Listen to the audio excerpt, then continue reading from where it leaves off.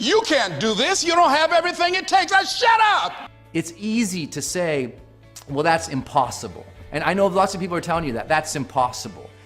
So many people I talked to at that time for Alipay, they say, this is the stupidest idea you have ever got.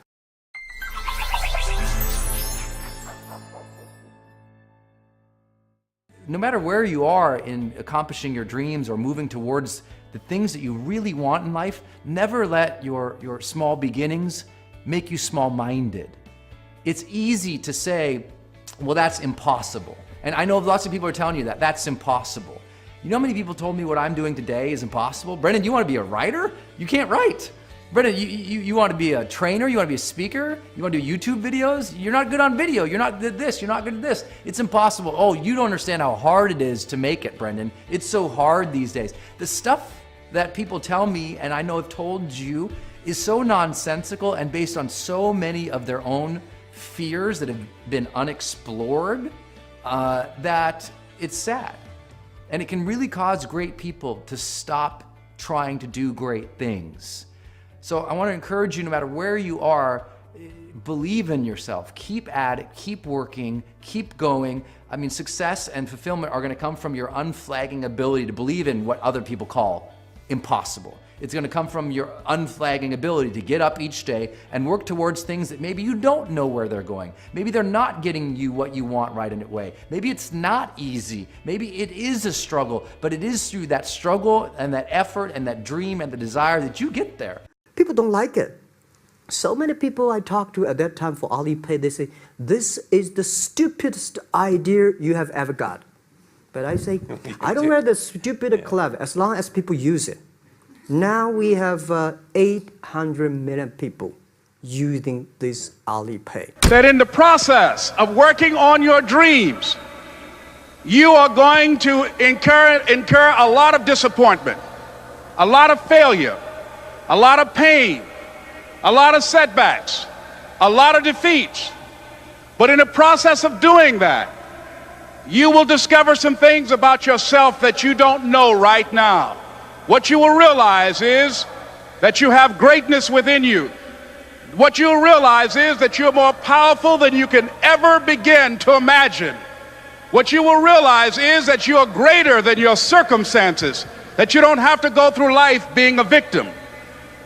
As Jack indicated, I was born in Miami, Florida, in an area called Liberty City, in an abandoned building on a hard linoleum floor with my twin brother. We were 6 weeks of age. We were adopted. When I was in 5th grade, I was identified as EMR, labeled educable, mentally retarded, put back from the 5th grade into the 4th grade, and stayed in that category until I got out of high school. I don't have any college training, but I met a high school teacher who one day changed my life. I was waiting on another student, and when he came in, he said to me, "Young man, go to the board and write what I'm about to tell you." And I said, I can't do that, sir. He said, "Why not?" I said, "I'm not one of your students." He said, "It doesn't matter. Follow my directions now." I said, "I can't do that, sir." He said, "Why not?" I said, "Because I'm educable, mentally retarded." And he came from behind his desk and he looked at me. He said, "Don't ever say that again. Someone's opinion of you does not have to become your reality." I do a lot of training for many corporations, and I conduct sales seminars, and I've heard all kind of guys doing techniques and training people techniques of how to close sales and how to work with and begin to control the sale and how to ask for the close. Let me share something with you. You can learn all the techniques in the world. If you don't believe in yourself, it won't happen for you. I learned all of it. So that's why I do a training called Focus on the Seller. You've got to focus on you. And as you convince you, as you sell yourself every day, you will begin to see a difference in the things that you're doing. Selling yourself on your ability to perform a job, to achieve a certain objective. Telling yourself every day, here I go again. And I got what it takes. This is my day, and nothing out here is going to stop me. The other thing is, take full responsibility for your life. Accept where you are and the responsibility that you're going to take yourself where you want to go. Someone said we have two primary choices in life. We can either accept conditions as they exist, or we can take the responsibility to change them. See, a lot of people want to exempt themselves from taking responsibility. All they want to do is talk about the problem. Every time you see them, they'll tell you their story over and over and over and over again. No, no. You want to take responsibility for your life. I got me here, I can get me out of this. And I'm getting out. I'm not going to be a volunteer victim. George Bernard Shaw said there are two kinds of people in life. You know, he said those that make things happen, those that watch things happen, and those that don't know what happened. And he said the people that get along in this life look around for the circumstances that they want, and if they can't find them, they make them. They create them. So part of beginning to get unstuck, you've got to decide that the behavior pattern that you have adopted doesn't work for you. You've got to change your strategies, and changing your strategy means reinventing your life. Recreating you, and you have the power to do that. You can decide that you're going to change, that you're not going to be a wimp. You can decide that you're going to stand up to life. You can decide that I'm going to live each day as if it were my last. You have the power to make that decision. You can decide I'm going to work on myself and develop myself. I'm going to empower me. And all of these things that are happening to me right now, they're just temporary inconveniences. They're not stronger than I am. I'm in charge here. Overcoming the negative conversation, that inner dialogue that's going on all the time, even when you don't want it to be there. You can't stop yourself right now from thinking. You can't do it. It's going on. And so learning how to empower yourself, part of doing that is standing up to yourself. You've got to stand up inside yourself sometimes and say, shut up. You've got to do this. I was going to give a presentation, and this voice inside of me saying, you can't do this. You don't have everything it takes. I shut up.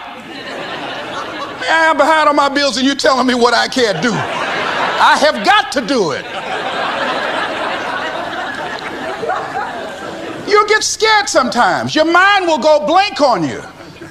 Some people you will allow to unnerve you, and you wonder, what's wrong with me? I'm not crazy. That's why you've got to learn to make a conscious, deliberate, determined effort to stand up inside yourself. Working on yourself, watching that inner dialogue, it will determine the quality of your life. Next thing is that you've got to activate the thinker in you. Don't allow your emotions to control you. We are emotional, but you want to begin to discipline your emotion. If you don't discipline and contain your emotions, they will use you. Your mind goes on automatic, just like a God. You know, I loved reading the book called As a Man Thinketh by James Allen. He uses the analogy of the mind being like a garden. You know, weeds don't have to have any encouragement to grow.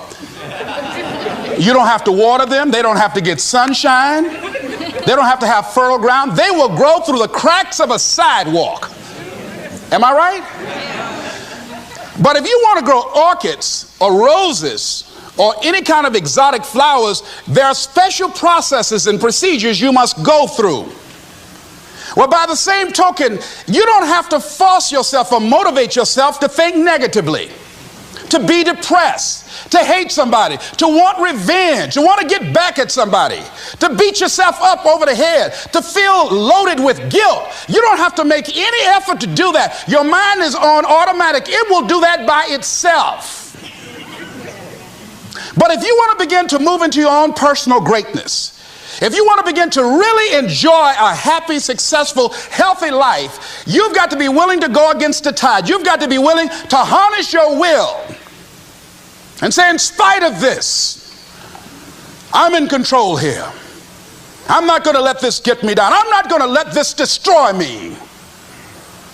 I'm coming back. And I'll be stronger and better because of it. You have got to make a declaration that this is what you stand for.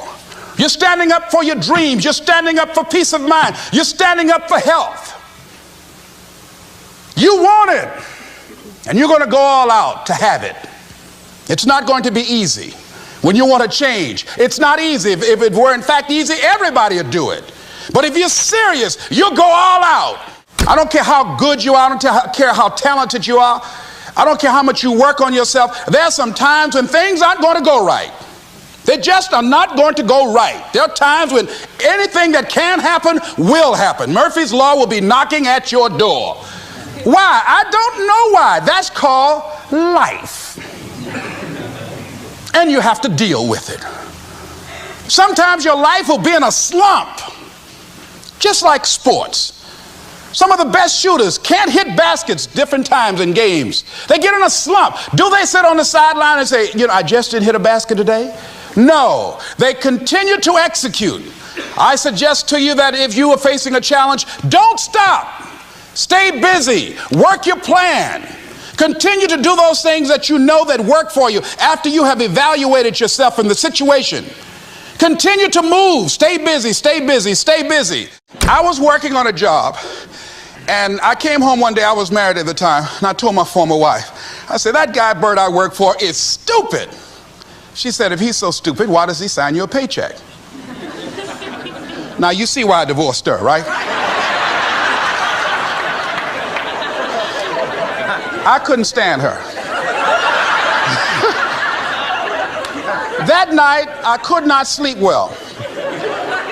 Here was a guy that was controlling my life. I was going through all kinds of changes because this man controlled my paycheck. And it was Carlyle who said, truth crushed to earth shall rise again. Winston Churchill said, the truth is incontrovertible. Malice may attack it, ignorance may deride it, but at the end there it is. And we know scripture that says, ye shall know the truth, and the truth shall set you free. And the truth that I had to come to grips with, that I wasn't in charge of my destiny. The truth was that I wasn't giving all that I had. The truth was that there are some things that I wanted to do, but I didn't have the courage to act on those things.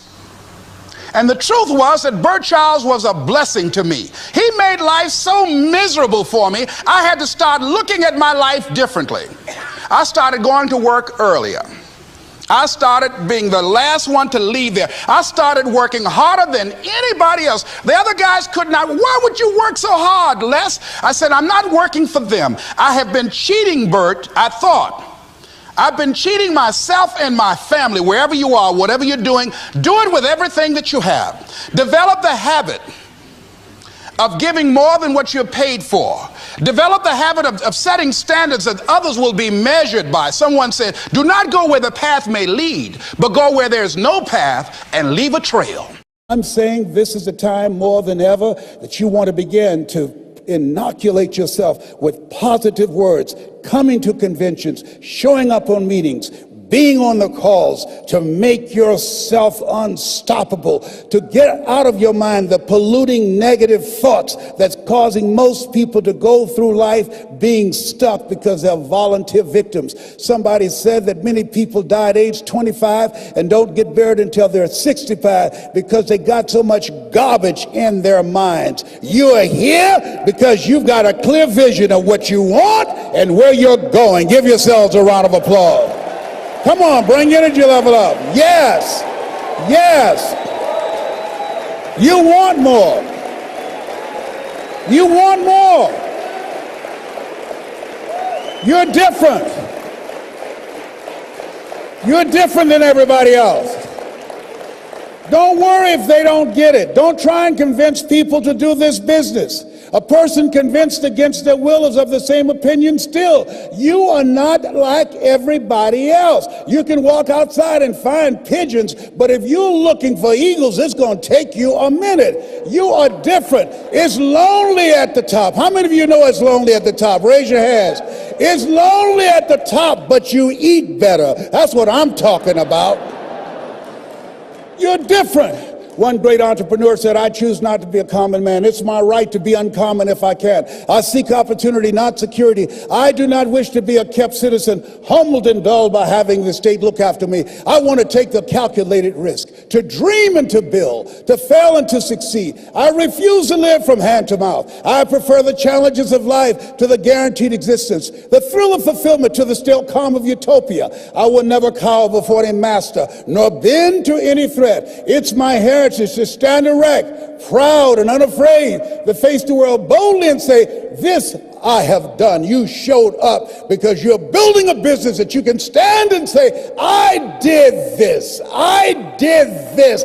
This is my dream. Give yourselves a round of applause.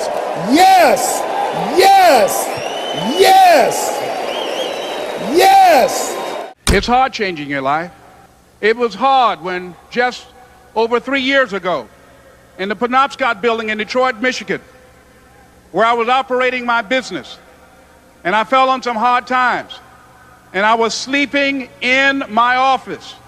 It was hard coming into the lobby, and the security said, excuse me, Mr. Brown, can we see you for a moment? And I said, yes, and I walked up to the counter, and he gave me an envelope, and he said, would you mind reading it here? And I opened the envelope, and the envelope was from management that said, this is an office tower. It's not a hotel. Please do not sleep in your office. And I said, excuse me, sir. I said, I just work long hours in creating my business. I'm an entrepreneur. And right now things are bad for me, but they're not going to be this way always. And I just asked for the opportunity to continue to operate like I'm doing. I'm not trying to make this my home. And it was hard coming through the lobby. And sometimes they would laugh. There's a guy talking about becoming successful. And look at him. He's bathing in the bathroom upstairs on the 21st floor. He sleeps on the floor. Him and 2 other dreamers up there. Look at him. It was hard, ladies and gentlemen, coming to speak to people. And I was facing financial difficulties in my own life. I was behind on my bills and my dreams, and I'm saying to them, you can live your dream. It was hard, ladies and gentlemen. It was very difficult to pick myself up each day believing that I could do it. There were times that I doubted myself. I said, God, why is this happening to me? I'm just trying to take care of my children and my mother. I'm not trying to steal or rob from anybody. Why did this have to happen to me? It was very hard. And here's what I want to say to you. For those of you that have experienced some hardships, don't give up on your dream. No one could have convinced me by holding on, by continuing to push forward, by continuing to run toward my dream, that one day I would have my own talk show. It's a long shot, ladies and gentlemen, from Liberty City, an abandoned building on a floor, never knowing my mother or father. It's a long shot. Being here with you today in this dome in Atlanta, it's a long shot. No college training, labeled educable, mentally retarded, but I kept running toward my dream.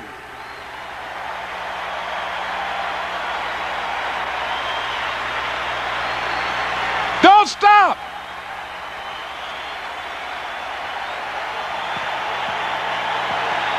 Don't stop.